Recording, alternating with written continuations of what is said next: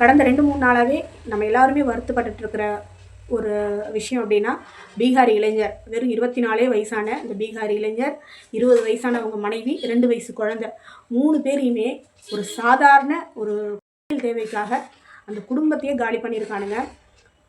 இவனுக்கு வந்து மனுஷத்தன்மையே இல்லாத ஒரு ஜென்மங்கள். நம்ம எல்லாருமே வந்து ஒவ்வொருத்தவங்களும் ஒவ்வொரு ஆங்கிளில் வந்து யோசிச்சிருப்போம். ரெண்டாவது வந்து பீகாரியை பண்ணால் அவங்க ஃப்ரெண்ட்ஸ், அவங்க என்ன ஸ்டேட்டு, பீகாரை வந்து சேர்ந்தவங்க.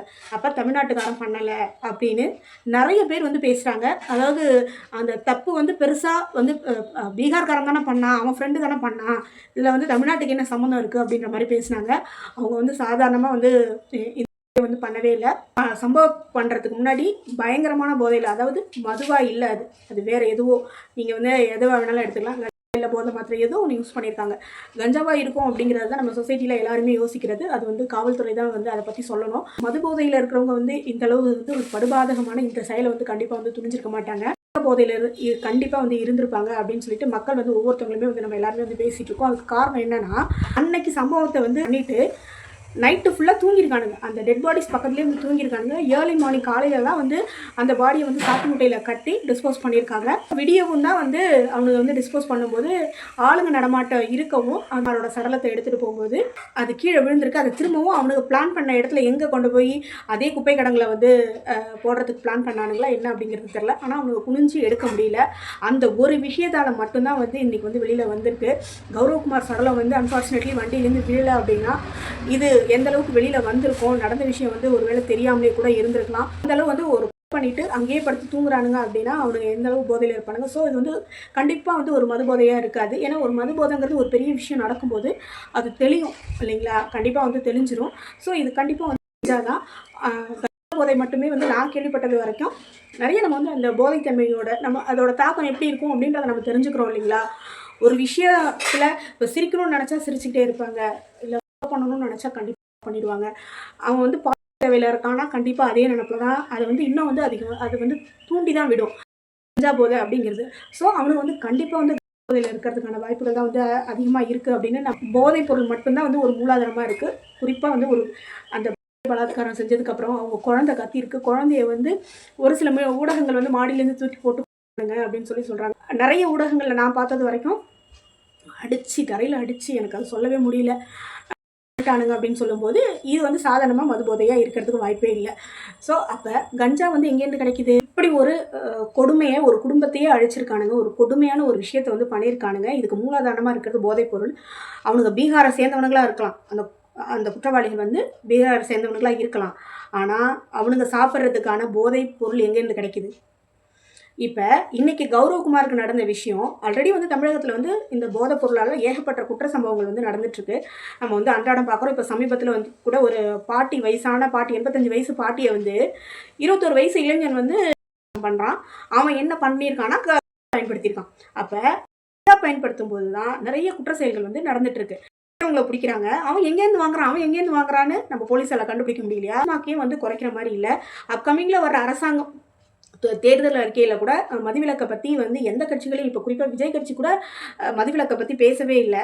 நம்ம சமுதாயத்தில் இருக்கிற இளைஞர்களை வந்து யார் காப்பாற்றுறது? சரளமாக வந்து இப்போ மது பொருட்கள் கிடைக்குது. அப்போ அவன் தமிழ்நாட்டில் கிடைச்ச பொருளை வச்சு இல்லை போதை மாத்திரை ஏதோ ஒன்று வந்து பயன்படுத்தி தான் இப்படி ஒரு குடும்பத்தையே அழிக்கிற மாதிரியான விஷயங்களை வந்து பண்ணியிருக்கானுங்க கூட்டாக சேர்ந்து. அப்போ இது யாரோட தப்பு? தமிழக அரசாங்கத்தோட தப்பு தானே. அதுவும் வந்து ஒரு தலைநகர்லேயே வந்து இந்த சம்பவம் நடக்குது. தலைநகரத்தில் வந்து 24 மணி நேரமும் வந்து இடமாட்டம் இருக்கக்கூடிய பகுதி. சமீபத்தில் ஒரு யூடியூப் சேனலில் அந்த நடந்த இடத்த வந்து காமிக்கிறாங்க. பாலிடெக்னிக் உள்ளாரையே காடு மாதிரியான இடங்கள்லாம் இருக்குது, மது பாட்டில்களாக கிடக்கு. பசங்க படிக்கிற இடம், அந்த கேம்பஸ்குள்ளார இருக்கிற இடங்களை வந்து சுத்தமாக வச்சுருக்க வேண்டியது, எல்லா இடத்தையும் வந்து கண்காணிப்பு கேமரா வைக்க வேண்டியது வந்து பாலிடெக்னிக் ஒரு கல்லூரியோட கடமை தான். ஆள் நடமாட்டங்கள் கம்மியாக இருக்கிற இடங்களில் சிசிடிவி கேமராவை பொருத்தும் போது குற்ற செயல்கள் கண்டிப்பாக வரையும். ஏன்னா வந்து கௌரவகுமார் வந்து வேலை தேடி இருக்காரு பீகார்லேருந்து, வந்து அவருக்கு வேலை கிடைக்கல அப்படிங்கிற ஒரு ரோட்டோரத்தில் தான் வந்து அந்த பச்சை பிள்ளையை போட்டுட்டு வந்து படுத்திருக்கிறதா தகவல் வந்திருக்கு. பணியில் வந்து எத்தனை நாள் நம்ம குழந்தைங்களுக்கு படுக்க போடுறது, சரி நமக்கு தெரிஞ்சவங்க கூட வந்து தங்கிக்கலாம் அப்படிங்கும்போது பாலிடெக்னிக் உள்ளாரையே வந்து தங்க வச்சிருக்கிறாங்க குற்றவாளி. அப்போ காலேஜ் எக்ஸ்ட்ரா இருக்கிற இடங்களில் நம்ம வந்து சிசிடிவி கேமராவை கண்டிப்பாக காலேஜாக இருக்கட்டும், கம்பெனிஸாக இருக்கட்டும், ஆள் நடமாட்ட இடங்கள் ஒரு காடு மாதிரி மண்டியான உங்கள் கேம்பஸ்குள்ளே இருக்குது அப்படின்னா கண்டிப்பாக வந்து சிசிடிவி கேமரா வைங்க. அதான் வந்து குற்ற செயல்கள் வந்து கண்டிப்பாக வந்து குறையும். அவங்க சிசிடிவி கேமராக்கள்லாம் இல்லாததை அவன் வந்து பயன்படுத்திக்கிட்டான். தமிழகத்தில் கிடைக்கிற போதைப் பொருளை பயன்படுத்தியும் தமிழகத்தில் உள்ள பாதுகாப்பின்மையை பயன்படுத்தியும் தான் ஒரு குடும்பத்தையே வந்து காலி பண்ணியிருக்கானுங்க. அவனுக்கு பீகாரியாக இருக்கட்டும், பீகாரில் நடந்திருந்தால் இவ்வளோ பெரிய டிஸ்கஷனுக்கு இருக்காது.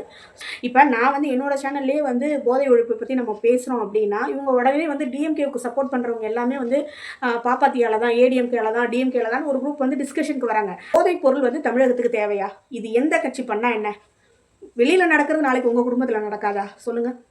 நம்ம எவ்வளோ தான் பாதுகாத்து வளர்த்தாலும் நம்ம பசங்க நாளைக்கு போயிட்டு வெளியில் போகும்போது எவ்வளோ நாள் நம்ம வந்து அவங்களுக்கு வந்து சொல்லி நம்ம புரிய வைக்க முடியும். ஸோ சுலபமாக வந்து ஒரு போதைப்பொருள் கிடைக்குதுன்னா அவங்க ட்ரை பண்ணி பார்த்துட்டாங்கன்னா அவங்க வாழ்க்கையே வந்து வீணாயிடும் இல்லைங்களா? போதைப்பொருள் விற்பனைக்கு மட்டும் நீங்கள் எந்த கட்சியுமே வந்து குறை சொல்லாதீங்க. குறை சொல்கிறதைய விட்டுட்டு, முட்டு கொடுக்குறத விட்டுட்டு, தேவையில்லாத விஷயத்துக்குலாம் முட்டு கொடுக்காதீங்க, சரிங்களா? நம்ம ஒரு பொதுநலமாக இருந்து போதைப் பொருளை ஒழிச்சா மட்டும்தான் வந்து குற்ற சம்பவம் நடக்காது. இல்லாட்டினா நாளைக்கு ஆல்ரெடி நடந்துகிட்ருக்கு இருக்கட்டும், மதுவாக இருக்கட்டும், எல்லாமே வந்து ஒழிக்கப்பட வேணும்.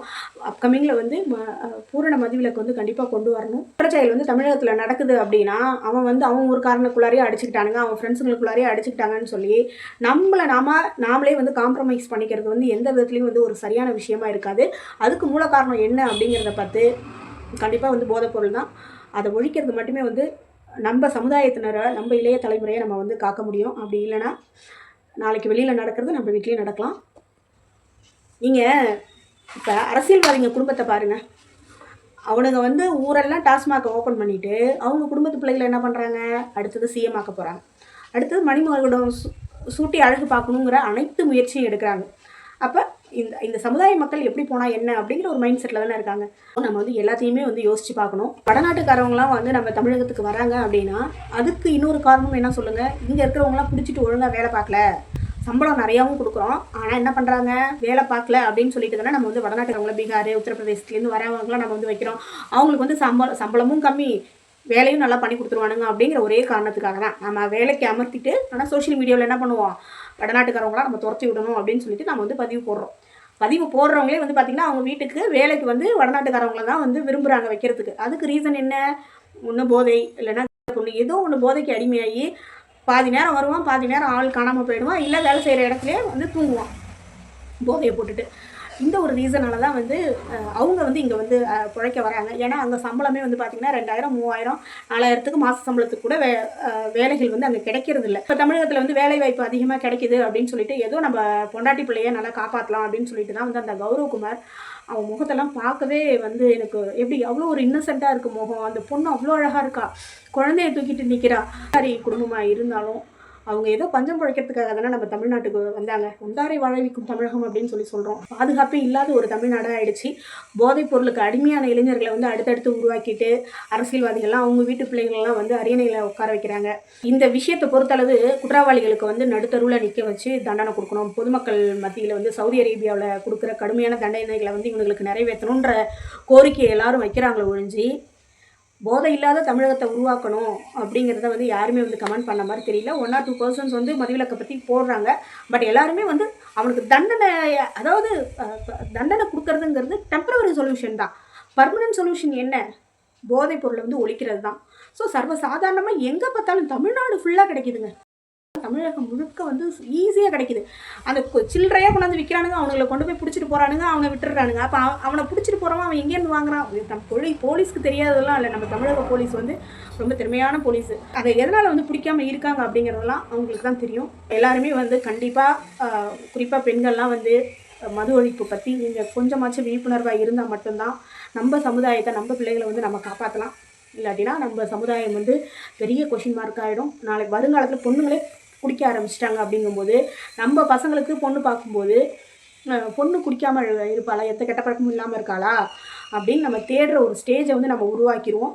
ஸோ அரசாங்கம் அப்படி பண்ணுதுன்னா அதை தட்டி கேட்குற கடமை வந்து நம்ம எல்லாருக்குமே இருக்குது. ஸோ ஆண்கள் பெண்கள் எல்லாருமே வந்து நம்ம ஒன்றிணைஞ்சு மது ஒழிப்பை வந்து வலியுறுத்தினா மட்டும்தான் வந்து நம்ம இளைஞர்களை காப்பாற்றலாம். என்னோடய வீடியோ உங்களுக்கு பிடிச்சிருக்குன்னு நான் நினைக்கிறேன். உங்களோட கருத்துக்களை எனக்கு வந்து கமெண்ட் பாக்ஸில் கமெண்ட் பண்ணுங்கள். நான் பேசுனதில் ஏதாவது மிஸ்டேக்ஸ் இருந்தாலுமே எனக்கு வந்து கமெண்ட் பண்ணுங்கள். வாழ்க வளமுடன்.